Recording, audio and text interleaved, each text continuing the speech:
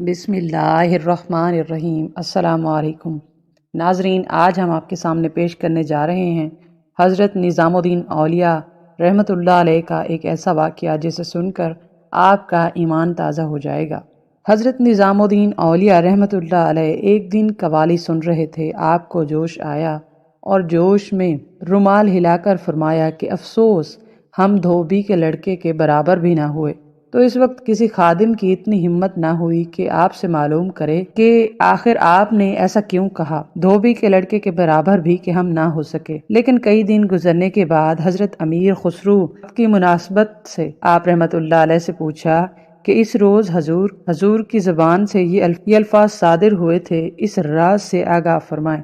آپ نے فرمایا کہ بادشاہی دھوبی کا لڑکا بن دیکھے بھالے شہزادی پر عاشق ہو گیا، یعنی اس لڑکے نے کبھی بھی شہزادی کی پرچھائی تک کو نہیں دیکھا تھا، لیکن چونکہ وہ شہزادی کے کپڑے دھوتا اور بڑی محبت سے ان کو تہہ لگاتا، تو بس انہی کپڑوں کو دیکھ کر وہ خود میں باتیں کرتا اور محبت کو پروان چڑھاتا رہا۔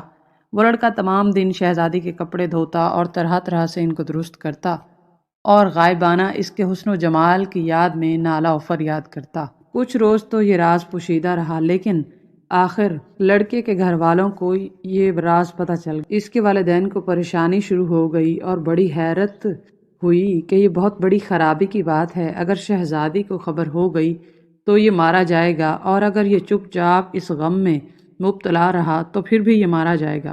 دونوں صورتوں میں اس کا بچنا ناممکن ہے، کیونکہ اس نے ایسی جگہ کمند ڈالی ہے کہ جہاں رسائی دشوار ہے۔ ہم دھوبی ہیں اور وہ شاہ ہیں، بھلا ہم دونوں میں کیا نسبت ہے؟ آخر یہ خیال آیا کہ کسی طرح سے لڑکے کی طبیعت کو بدلنا اور اس کے دل سے یہ خیال مٹانا ہوگا۔ تو اس کی ماں نے ایک سوانگ رچایا۔ ایک دن اس لڑکے کی ماں اداس صورت اور غمگین چہرہ بنا کر بیٹے کے پاس جا بیٹھی اور اس کے سامنے ٹھنڈی آہیں بھرنے لگی۔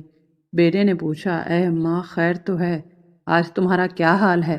بہت ہی اصرار کے بعد، بیٹا کیوں کہا نہیں جاتا، کلیجہ منہ کو آتا ہے، یہ کہہ کر آنسو بہانے لگی اور بولی کہ جس شہزادی کے تو کپڑے دھوتا تھا آج اس کا سوم تھا، یعنی وہ فوت ہو گئی ہے، اور اس کو فوت ہوئے 3 دن گزر چکے ہیں۔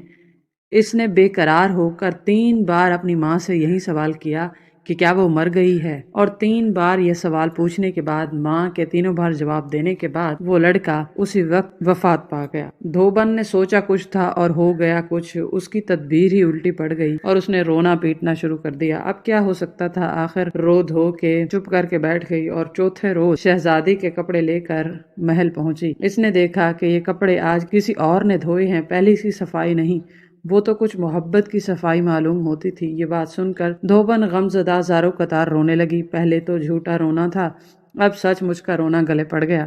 شہزادی نے پوچھا، کمبخت بتاؤ تو صحیح، روتی کیوں ہو؟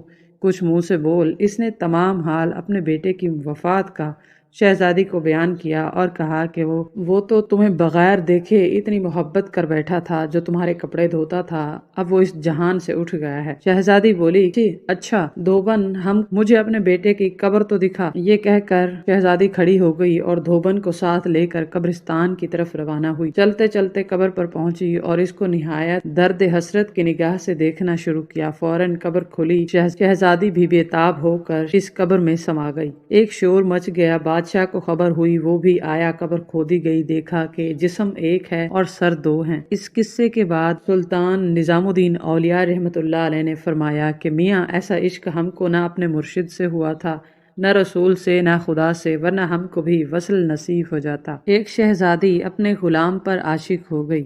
جب جنون عشق کا غلبہ بہت زیادہ ہوا اور عصمت و حیا کا پردہ چاک ہونے لگا تو ناچار اپنی 10 کنیزوں کو جو فن موسیقی میں کامل تھیں اپنے پاس بلایا اور اپنے دل کا راز ان پر ظاہر کیا کہ مجھ کو اب جدائی برداشت نہیں ہوتی، کچھ تدبیر کرو کہ اس غلام کو میں حاصل کر لوں اور لطف وصال حسب دل مجھے میسر آ جائے، ورنہ میری جان اس غم میں گھل جائے گی۔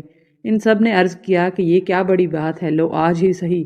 ایک عیار ان میں سے گئی اور بے ہوشی کا جام پلایا اور اسی حالت بے خبری میں اس کو لا کر شہزادی کے پلنگ پر لٹا دیا۔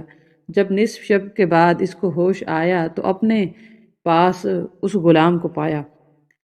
اس بزم عیش و سمان نشاط کو دیکھ کر غلام متحیر اور شہزادی کے حسن باکمال و جمال بے مثال محو ہو گیا۔ تمام نوکرانیاں گانے بجانے میں مصروف تھیں اور شہزادی مشاہدہ جمال اور لطف و وصال میں مشغول۔ رات بھر وہ غلام یہ عصیب سا رنگ دیکھتا رہا۔ صبح قریب ہو گئی اور شہزادی کی چالاک کنیزوں نے اس کو اٹھا کر پھر اسی جگہ پر جا کر پھینک دیا۔ جب آنکھ کھلی تو وہ نہ محفل تھی، نہ وہ سامان، نہ ہی وہ جگہ اور نہ ہی وہ مکان۔ اب غلام حیرت کے دریا میں ڈوب گیا کہ یہ حال تھا، خواب تھا، خیال تھا۔ روتا پیٹتا اور آہوزاری شروع کی۔ لوگوں نے حال پوچھا تو اس نے کہا کہ میں کچھ بیان نہیں کر سکتا۔ ایک خواب تھا بیداری سے بہتر، ایک بیداری تھی خواب سے پریشان تر۔ نہ خواب تھا نہ بیداری تھی۔ اسی طرح جب عارف دریائے توحید میں غوطہ لگا کر باہر آتا ہے تو اس پر یہی حالت طاری ہوتی ہے۔